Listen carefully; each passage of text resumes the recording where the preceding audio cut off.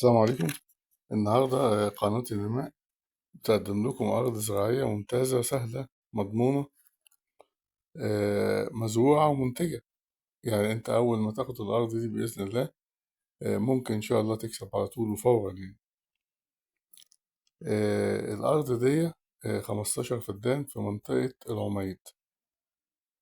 دي ملك نهائي، مسجلة في الشهر العقاري.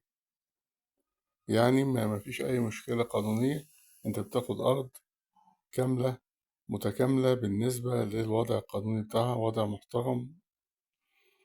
آه، الموقع بتاعها موقع كويس جدا، هي بتبعد كيلو واحد عن الطريق الرئيسي، يعني مش هتتعب في النقل.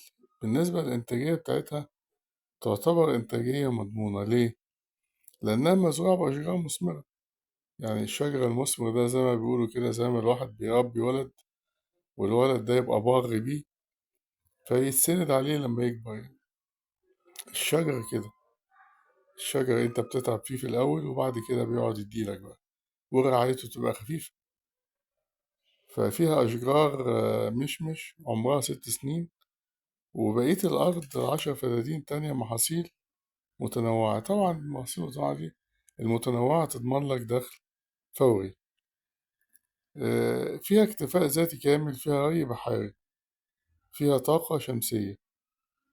الطاقة الشمسية دي بتغطي كل احتياجاتك من الطاقة، سواء بالنسبة للأرض أو البيت بتاعك.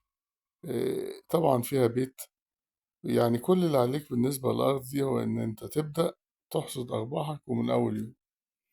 طبعا قناة النماء بتتمنى إن الأرض دي تعجبكم، وهي قناة النماء وظيفتها إنها توريكم أو تدلكم على كل الفرص العقارية اللي موجودة في مصر وخارج مصر. نتمنى إن الفيديو ده يحوز على إرضاكم، ورجاء نعمل اشتراك في القناة، ونعمل إعجاب بالفيديو، وندوس على زر التنبيه على أساس يوصلكوا كل جديد.